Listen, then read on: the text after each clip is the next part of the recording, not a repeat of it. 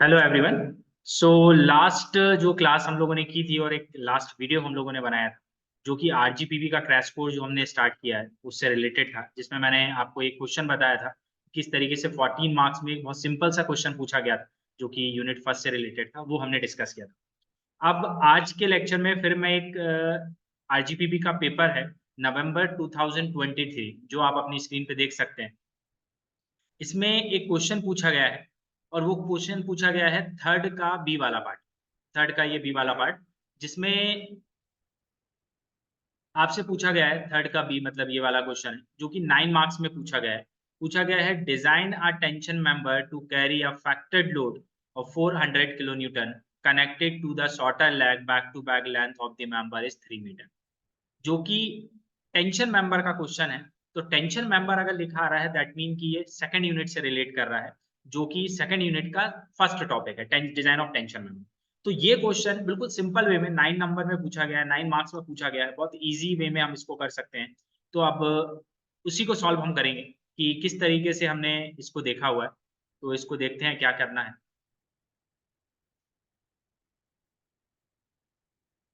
देखिएगा वही क्वेश्चन मैंने वापस ले लिया यहाँ पे। Design a tension member to carry a factored load of 400 kilonewton connected to shorter leg back to back length of member is 3 metre. First of all question को पढ़ना है। जब भी मैंने बोला कि स्टील स्ट्रक्चर में आप जो भी कोई क्वेश्चन करेंगे सबसे पहले उसको पढ़िएगा और पहले उसका गिवन डेटा लिखेंगे। तो यहाँ पे सबसे पहले मैं इसका गिवन डेटा देखता हूँ। तो गिवन डेटा में सबसे पहले मुझे क्या दिया है, फैक्टर्ड लोड दिया है जो कि 400 किलो न्यूटन है। तो यहाँ पे मैंने फैक्टर्ड लोड जिसको हम पीयू से रिप्रेजेंट करेंगे वो है आपका 400 किलो न्यूटन, उसको मेंशन कर लीजिएगा। और फैक्टर्ड लोड मतलब डिजाइन लोड होता है जिसमें ऑलरेडी फैक्टर ऑफ सेफ्टी 1.5 को मल्टीप्लाई किया हुआ है, बिकॉज हम यहाँ पे एलएसएम मेथड से इसको पढ़ रहे हैं। तो कई बार वर्किंग लोड लिखा जाता है क्वेश्चन या टोटल लोड लिखा जाता है। तो अगर वर्किंग लोड लिखा जाए या टोटल लोड लिखा जाए या सिर्फ लोड लिखा है तो सबसे पहले आप उसको 1.5 से मल्टीप्लाई करिए फैक्टर ऑफ सेफ्टी से, तब जाके वो क्या बनेगा, फैक्टर्ड लोड बनेगा पीयू, या जिसको बोलते हैं डिजाइन लोड। तो कभी भी हम स्ट्रक्चर को डिजाइन जो करते हैं एलएसएम मेथड में वो डिजाइन लोड के लिए करते हैं। क्लियर। इसके अलावा आप देख सकते हैं कि इसमें और कुछ नहीं दिया है, फिर सीधा लेंथ ऑफ मेंबर दी है। तो लेंथ ऑफ मेंबर मैंने यहाँ पे जो कि एल से रिप्रेजेंट करेंगे वो 3 मीटर है, मैंने यहाँ पे 3 मीटर लिख दिया। ठीक है, इसके अलावा कुछ भी नहीं दिया। और इसने क्या बोला है, डिजाइन अ टेंशन मेंबर। और एक और चीज इसने बोली है connected shorter leg back to back. तो शॉर्टर लैग की बात कर रहे हैं, मतलब कोई एंगल सेक्शन आपको यहाँ पे यूज करना पड़ेगा एज अ टेंशन मेंबर। और नॉर्मली हम टेंशन मेंबर जब डिजाइन करते हैं तो एंगल सेक्शन का मोस्टली हम यूज करते हैं। तो समझ जाइए कि टेंशन मेंबर की डिजाइनिंग जो है वो एंगल सेक्शन से आपको यहाँ पे करनी है। क्लियर। अब इसके बाद मैं आगे जाता हूं। तो मैंने आपसे बोला गिवन डेटा लिखने के बाद साथ में आपको इसके अलावा कुछ नहीं दिया है, तो आप ये मान लीजिएगा कि एफ यू बी आपको 400 न्यूटन पर एम एम स्क्वायर ही यूज करना है। या एफ यू बी की फिक्स वैल्यू आप कर लीजिए। 4.6 ग्रेड जब दिया रहता है तब भी यही लेनी है, नहीं दिया है तब भी एफ यू बी आप 400 मान लीजिएगा। और एफ यू जो है अल्टीमेट स्ट्रेंथ उसको 410 लेनी है, जैसे लास्ट जो हमारा वीडियो था उसमें भी हमने ये वैल्यू सेम ही ली थी। उसके बाद एफ आई जो है यील्ड स्ट्रेस होती है, तो यील्ड स्ट्रेस आप सोम से पढ़ते हुए आ रहे हैं, वो आपकी कितनी होगी, वो 250 होती है। तो 250 न्यूटन पर एम एम स्क्वायर ही आप इसको ले लेंगे। राइट। अब जैसे गिवन डेटा आपने कंप्लीट किया उसके बाद आप सेकंड स्टेप पे आएंगे एरिया कैलकुलेशन के लिए। एरिया कैलकुलेशन के लिए एरिया मतलब क्या करना है, आपको ये देखना है कि आपको जो टेंशन मेंबर डिजाइन करना है, जो डिजाइनिंग की बात कर रहा है, कैसा भी क्वेश्चन हो डिजाइनिंग की बात करेगा टेंशन मेंबर की, तो लोड आपको वो देगा जो कि यहाँ पे 400 किलो न्यूटन का दिया हुआ। आपको क्या करना है, आपको देखना है उस लोड के रिस्पेक्ट में आपको जो एंगल सेक्शन डिजाइन करना है या जो टेंशन मेंबर डिजाइन करना है उसके लिए कितना एरिया आपको रिक्वायर्ड। तो उसको निकालने के लिए आप क्या करिएगा, इसके लिए आपको as per the IS code जाना है 800 2007 में, पेज नंबर 32। आईएस कोड मैं पहले भी बता चुका हूँ, आप एग्जाम में ले जा सकते हैं। वहां पेज नंबर 32 आप जब खोलेंगे वहां पे आपको एक फॉर्मूला मिलेगा टीडीजी का। TDG equal AG into F by gamma M naught. AG मतलब ग्रॉस एरिया, एफ बाय मतलब यील्ड स्ट्रेस और गामा एम नॉट मतलब पार्शियल सेफ्टी फैक्टर। अब इसमें क्या है, आपको एरिया रिक्वायर्ड निकालना। टीटीजी यहाँ पे क्या रिप्रेजेंट कर रहा है, टीटीजी प्रेजेंट कर रहा है कि कोई भी सेक्शन की, अगर मैं आपको कोई सेक्शन दे दूं, कोई एंगल सेक्शन या कोई चैनल सेक्शन, कोई भी सेक्शन दे देता हूं, उसकी अगर मेरे को स्ट्रेंथ पता करनी है कि वो कितनी ताकत है, उसकी कितनी स्ट्रेंथ है, तो आप उसका ग्रॉस एरिया पुट करोगे, एफ बाय पुट करोगे, गामा एम नॉट से डिवाइड करोगे, तो आपको उसकी स्ट्रेंथ पता चल जाएगी यील्डिंग में। तो अभी हमें क्या है, लोड दिया हुआ है, मतलब स्ट्रेंथ दी है कि हमें कितनी स्ट्रेंथ के लिए डिजाइन करना है, 400 के लिए। तो इसका मतलब वो टीडीजी की वैल्यू है, वो लोड है। तो आपको रिक्वायर्ड क्या निकालना है कि उसके लिए एरिया कितना आपको चाहिए, एजी आपको निकालना पड़ेगा। तो मैंने क्या किया, एजी को ये रहने दिया, गामा एम नॉट को क्रॉस मल्टीप्लाई करके यहाँ ले आया, एफ बाय को नीचे से डिवाइड कर दिया, तो एजी का फॉर्मूला ये बन गया, इस फॉर्मूले से ये फॉर्मूला बना दिया। इसमें TDG 400 आपको जो लोड दिया है वो लिख लेना, उसको न्यूटन में कन्वर्ट किया, 10⁻³ से मल्टीप्लाई कर लिया, गामा m0 1.10 होता है, और ये कहाँ मिलेगा, ये IS कोड के पेज नंबर 30 पे आपको मिल जाएगा।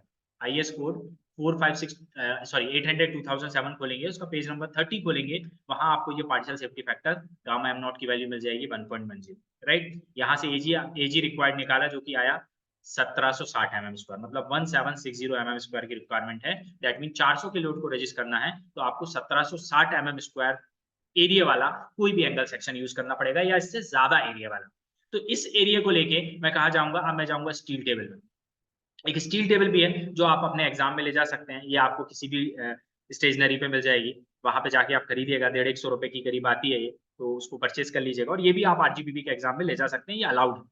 तो स्टील टेबल में आप जब जाएंगे पेज नंबर 8 पे, पेज नंबर 8 खोलना है आपको स्टील टेबल में, जब उसका 8 पेज नंबर खोलेंगे तो वहां पे जब जाएंगे आप, तो आपको क्या देखने को मिलेगा, आपको वहां पे एंगल सेक्शंस देखने को मिलेंगे, जिसमें पहले कॉलम में आपको एंगल सेक्शंस के नाम लिखे होंगे, ISA 100 ISA 130 130 ISA, ऐसे नंबर ऑफ नेम लिखे होंगे।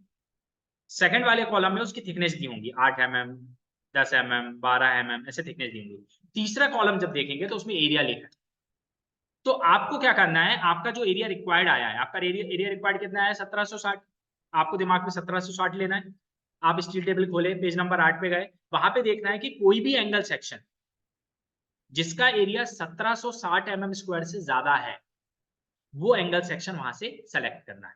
तो जब मैं स्टील टेबल के पेज नंबर 8 पे गया, तो वहां पे मैंने देखा कि मुझे वहां पे एक ISA 150/75 सॉरी, हाँ 150/75 10 mm थिकनेस के साथ, वहां पे ग्रॉस एरिया लिखा है 21.56, लेकिन ये सेंटीमीटर स्क्वायर में लिखा है, इसको mm में लूंगा तो ये कितना हो जाएगा 2156, जिसका एरिया 2156 है। एंगल सेक्शन कौन है, ISA 150/75। ये कहां से देखा मैंने, स्टील टेबल से देखा, एरिया के रिस्पेक्ट में देखा, एरिया 2156 जो कि 1760 जो मुझे रिक्वायर्ड था उससे ज्यादा था, तो मैंने ये एरिया मेरे को लगा ले लेना चाहिए, इस एरिया के सामने देखा तो ये एंगल था, वो एंगल मैंने यहाँ से सिलेक्ट किया। एरिया के रिस्पेक्ट में एंगल सेलेक्ट करना है, रिवर्स में जाना है, तो आपने यहाँ से ये एंगल सेलेक्ट किया जिसका एरिया कितना है 56 है, जो कि आपके रिक्वायर्ड एरिया से क्या है ज्यादा है, मतलब ये एंगल सेक्शन को आप यूज यहाँ पे कर सकते हैं।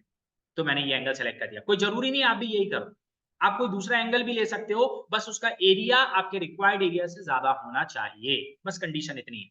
जरूरी नहीं है कि मैंने 150/75 लिया तो आप भी सेम लो, आप कोई दूसरा एंगल ले लो, बस उसका एरिया आपके रिक्वायर्ड एरिया से ज्यादा होना चाहिए, राइट। तो आपने यहाँ पे ले लिया ये एरिया, अब इस बेसिस पे आपको एंगल सेक्शन मिल चुका है, अब हम इसकी कुछ ड्राइंग बनाएंगे। जैसे हमें एंगल सेक्शन मिला, अब इसके बाद मैंने एक इसका लॉन्गिट्यूडनल सेक्शन बनाया और एक मैंने क्रॉस सेक्शन बनाया। लॉन्गिट्यूडनल सेक्शन कैसे बनेगा, तो पीछे एक रेड कलर की आप देख सकते हैं, ये रेड कलर की मैंने ये वाली वॉल बनाई है, ये रेड कलर से पूरी वॉल बनाई है, ये गजेट प्लेट होती है, मतलब जिसकी हेल्प से आप इसको कनेक्ट करेंगे। तो ये गजेट प्लेट आपको मन से बनानी है, इसको यहाँ पे लिख दिया कि ये गजेट प्लेट है। उसके बाद एंगल सेक्शन जो होता है उसको जब आप फ्रंट से देखोगे तो एक रेक्टेंगल की जैसे वो दिखता है, रेक्टेंगल के साइज, जब लॉन्ग की डायरेक्शन में देखोगे, लॉन्गिट्यूडनल डायरेक्शन में देखोगे तो एक रेक्टेंगल की तरह दिखेगा। तो मैंने यहाँ पे ये ब्लू लाइन से ये पूरा एक रेक्टेंगल बना दिया, जिसमें नीचे में मैंने डबल लाइन बनाई है क्योंकि वो नीचे से बैंड होता है, तो वो डबल लाइन मतलब ये प्रेजेंट कर रही है कि वो बैंड, ठीक है। अब एंगल सेक्शन कौन सा था 150/75, तो क्वेश्चन में लिखा था कि जो आप एंगल सेक्शन लोगे उसके शॉर्टर लैग को आपको कनेक्ट करना है, शॉर्टर लैग मतलब छोटा लैग, तो इसमें 150 का एक लैग है और एक 75 का लैग, तो इसमें यहाँ पे जो आप कनेक्ट करोगे वो 75 के लैग से करोगे, तो यहाँ पे मैंने 75/75 लिख दिया।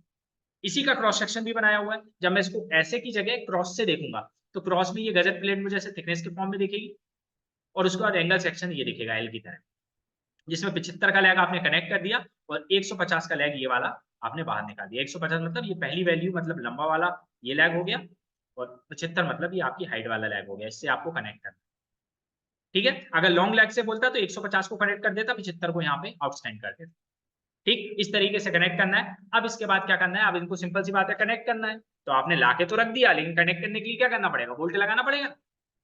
तो बोल्ट लगाना पड़ेगा, तो कितने बोल्ट लगाने पड़ेंगे, एक लगाना पड़ेगा, दो लगाना पड़ेगा, तीन लगाना पड़ेगा, चार लगाना पड़ेगा, कितने बोल्ट लगेंगे वो आपको निकालना है, वो डिजाइन का पार्ट है। तो उसको निकालने के लिए मैं जाऊंगा इसके आगे, तो उसके लिए मैं आगे गया, मैंने बोला कि आप क्या करिए, कई बार क्वेश्चन में डायमीटर ऑफ बोल्ट दिया रहेगा कि आपको 20 mm का बोल्ट यूज करना है या 22 का करना है, नहीं दिया रहेगा तो आप एज्यूम कर लेंगे, जैसे मैंने यहाँ पे एज्यूम कर लिया कि मैं क्या करूंगा 20 mm का बोल्ट यहाँ पे यूज करूंगा। तो 20 मतलब डायमीटर ऑफ बोल्ट हो गया 20 और उसका ग्रॉस डाया हो गया होल डाया, जिसमें 2 ऐड कर देते हैं तो 22, तो ये 22 mm का आपका होल डाया हो गया। अब इस बेसिस पे स्ट्रेंथ ऑफ बोल्ट निकालनी पड़ेगी 1 की। तो जैसे लास्ट लेक्चर में, लास्ट वीडियो में स्ट्रेंथ ऑफ बोल्ट निकालना मैंने आपको सिखाया था कि बोल्ट को फेल होने के 2 रीजन है, या तो वो शेयरिंग में फेल होगा या तो वो बियरिंग में फेल होगा। तो मैंने बोला कि शेयरिंग में फेल होगा तो सबसे पहले शेयरिंग स्ट्रेंथ निकालेंगे। इसके लिए आप क्या करेंगे, इसके लिए आप IS कोड फिर खोलेंगे 800 2007, उसका पेज नंबर कौन सा जाएंगे, 75 पेज नंबर पर जाएंगे, 75 पेज नंबर पर। वहां पे आप जब जाएंगे तो वहां पे शेयरिंग स्ट्रेंथ निकालने के लिए एक VDSB का फॉर्मूला मिलेगा, design strength of bolt net strength of bolt divide by gamma MB. ठीक है, इसमें VNSB net strength of bolt का फिर एक फॉर्मूला मिलेगा वहीं पे, FUB by √3 ANB NN plus NS ASB।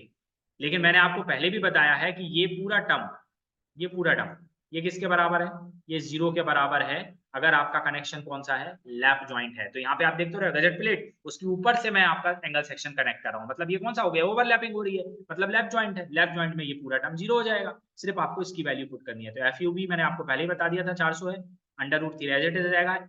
NN जो होता है लैप जॉइंट में वो 1 होता है, और ANB मतलब नेट एरिया ऑफ बोल्ट मैंने लास्ट क्लास में बताया था, लास्ट लेक्चर में बताया था 0.8778 π/4 d square, diameter of bolt आपने 20 रखा है। इससे इसकी स्ट्रेंथ निकाली 56 कुछ आएगी। जब इसको partial safety factor gamma MB से डिजाइन करोगे, डिवाइड करोगे, जो कि IS कोड के पेज नंबर 30 पे दिया हुआ है, तो ये आएगा 45.27 किलो न्यूटन। यहाँ पे एक बोल्ट की स्ट्रेंथ पता चल गई कि अगर 20 mm का बोल्ट में लगाता हूं तो उसकी स्ट्रेंथ कितनी है, वो कितने पे टूट जाएगा, 45.27।